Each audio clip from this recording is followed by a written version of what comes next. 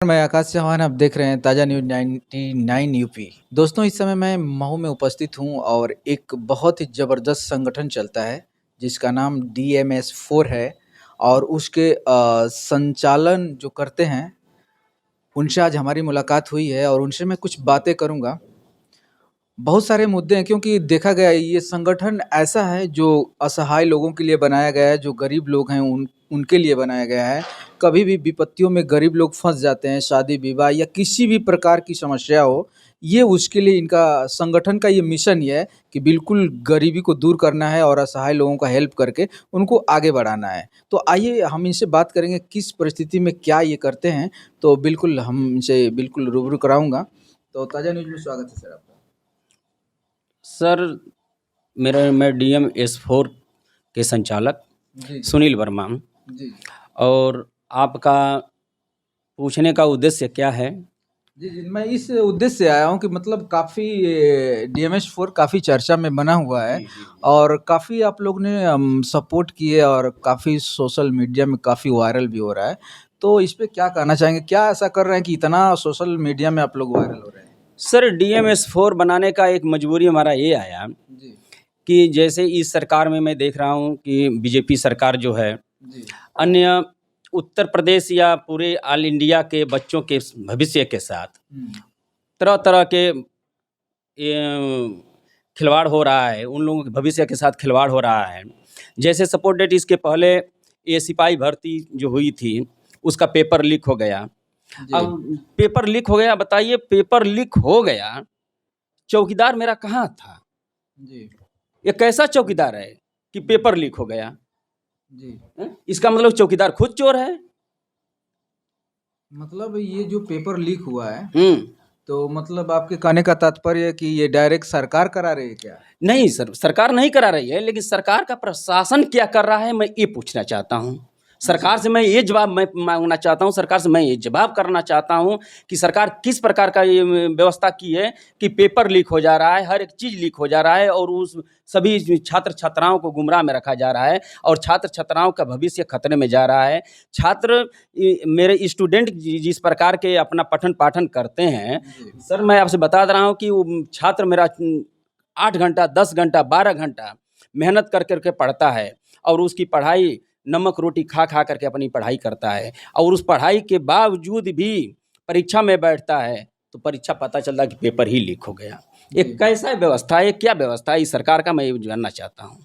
तो ये तो मैं देखता हूँ कि कोई भी सरकार आती है तो कभी न कभी ऐसा हो ही जाता है, तो उसमें नहीं सर, कोई कोई सरकार आती है, बताइए कि अन्य सरकार में इस प्रकार की व्यवस्था थोड़ा है कि पेपर लीक हो गया, सिर्फ मामला कोर्ट चला गया, उस मामले को उस परीक्षा का 6 महीना के लिए कोर्ट भेज दिया गया, 6 महीना बाद अब सुनवाई होगी। आपका जब जब चुनाव आता है कि मैं व्यक्तिगत किसी एक पार्टी के लिए मैं नहीं बोल रहा हूँ, जी हर पार्टी के लिए मैं कह रहा हूँ। जी जी हम किसी पार्टी के व्यक्ति तो हैं नहीं, हर पार्टी के लिए मैं कह रहा हूँ जी कि जब भी परीक्षा आता है, आवेदन ये कराते हैं, आवेदन करने के बाद में पेपर लीक हो जाता है, तो ये क्या मतलब है बताइए हमको। मतलब आप कहने का आपका तात्पर्य यही है कि मतलब जब भी चुनाव आता है तो ये लोग लुभावना देते हैं, लुभावना देते हैं जी, यही है? ये हर एक स्टूडेंट को मैं बता रहा हूँ कि स्टूडेंट के साथ ये लोग खिलवाड़ करते हैं, लुभावना देते हैं, लालच देते हैं अपने सिर्फ वोट के भी मामले में।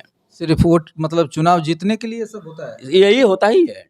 और हम ये नहीं समझते हैं कि DMS 4 मैं बता रहा हूँ कि सिर्फ स्टूडेंटों के लिए बना हुआ है और गरीब असहायों के लिए बना है भाई साहब। और दूसरी चीज़ मैं बता रहा हूँ, DMS 4 संगठन जिस समय स्टूडेंटों से मैं बता रहा हूँ कि अगर ले करके हुबहू उतर जाएंगे, जी उस दिन सभी लोगों का मैं बता रहा हूँ खटिया खड़ी बिस्तरा गोल हो जाएगा। इतना अच्छा, बता रहा हूँ। बड़ा बयान दे रहे हैं सर आप। बड़ा बयान है सर, ये मैं बता रहा हूँ।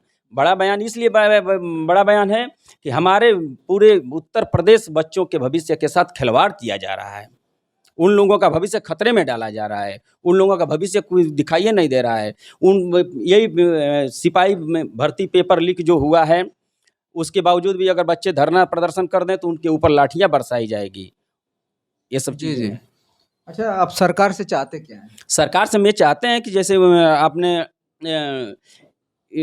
ये क्या बोलते हैं, वैकेंसी निकालते हैं, जी उस वैकेंसी निकालते हैं, आवेदन कराते हैं, जी आवेदन कराने के बाद बच्चे पेपर देने जाते हैं, आपने उसको विशेष प्रशासन के तहत अच्छी तरह से उसका पेपर कराइए, जी। ठीक, और अच्छी तरह से पास कर पेपर दिलाइए।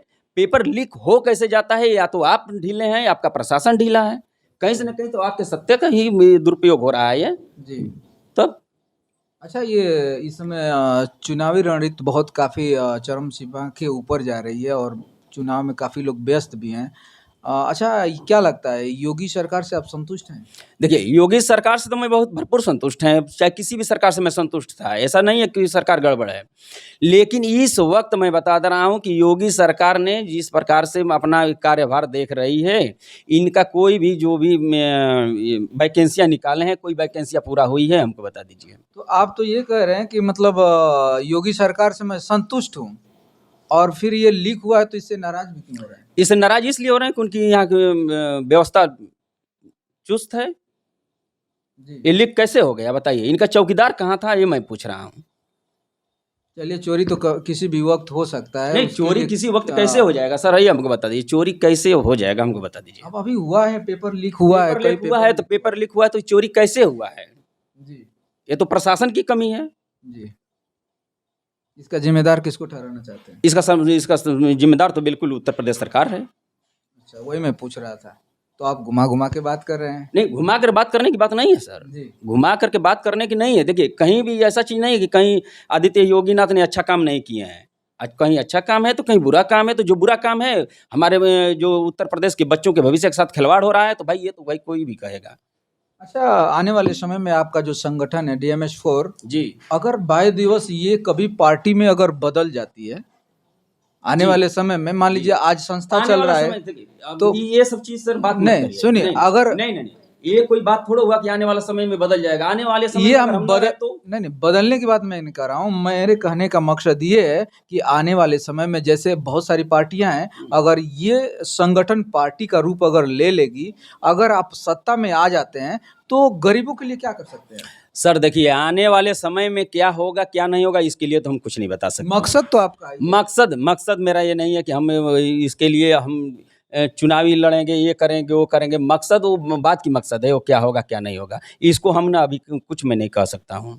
हाँ, गरीबों के लिए किसी की भी सत्ता रहेगा, कभी भी रहेगा, हम गरीबों के लिए, छात्र-छात्राओं के लिए एकदम हम कभी भी लड़ेंगे, हमेशा लड़ेंगे। अच्छा, इस संगठन को जो आपने बनाया है, जी।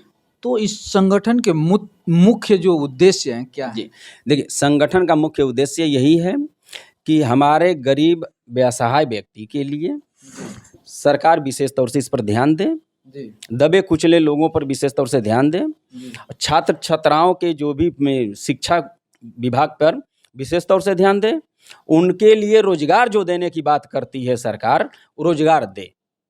जी। वैकेंसियाँ निकाल करके, पेपर आवेदन करा करके, बच्चे कैसे-कैसे पैसे की व्यवस्था करके, उस पेपर का आवेदन करते हैं, फॉर्म भरते हैं। कितने बच्चे मैं आपसे बता दे रहा हूँ कि घर का राशन तक बेच करके वो अपना फॉर्म भरते हैं और जब परीक्षा आता है तो परीक्षा का पेपर लीक हो जाता है। जी। कितने पेपर लीक हुआ है? बताइए? नहीं, ये तो सही है, सरकार ने जो भी एक्चुअली सरकार की गलती नहीं है, कहीं न कहीं जो कर्मचारीगण हैं, उन्हीं का ये गलतियाँ हो तो सकती है बीच में। कर्मचारी किसके हैं सर? अब हमको देखिए बताइए। अब देखिए सर, क्या है कर्मचारी किसके योगी हैं? जी, प्रशासन के अंतर्गत हम कर्मचारी समझ उन्हीं रहे के हैं, हैं। योगी जी हर जगह अवेलेबल नहीं हैं, हालाँकि किसी का भी राज हो, किसी की भी सरकार हो, भ्रष्टाचार को खत्म तो नहीं किया जा सकता, हाँ, प्रयास ज़रूर किया जा सकता है। भ्रष्टाचार को ऐसा चीज़ नहीं है सर कि खत्म नहीं किया जा सकता है। उस तरह का भ्रष्टाचार तो हर एक सरकार में हल्का-फुल्का होता है। जी। हर सरकार में हल्का-फुल्का होता है। ठीक है, अपराधीकरण पर बहुत शिकंजा कसे हैं, बहुत अच्छी बात है। जी। बट इतना मैं बता दे रहा हूँ कि कहीं न कहीं तो इनकी भी कमी सबसे बड़ी चीज़ दिखाई दे रही है। बिल्कुल। इस कमी में तो सुधार होना चाहिए। सबसे बड़ी शिक्षा पर उनका क्या योगदान है बताइए हमको? शिक्षा पर कुछ उनका योगदान दिखाई दे रहा है? जी। शिक्षा विभाग दिन पर दिन चौपट होता जा रहा है। गरीब बच्चों के लिए पढ़ाई लिए बहुत काफ़ी महँगी होती जा रही है। फीस वो कहाँ से आमंत्रित करेंगे? किसी चीज़ का फीस का कोई शुल्क है उनका? बताइए। बच्चे कहाँ से पढ़ेंगे? चलिए सर, आपसे बात करके अच्छा लगा, बहुत-बहुत धन्यवाद सर।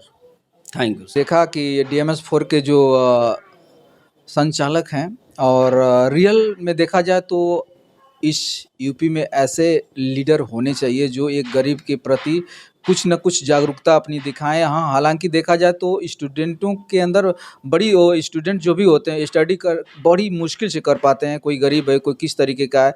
रात-दिन मेहनत करके वो लोग पढ़ाई करते हैं और पेपर लीक हो जाता है। हालाँकि देखा जाए तो 400-500 का ये पेपर भरा जाता है और लीक हो जाए तो पैसे बहुत सारे रद्द होते हैं।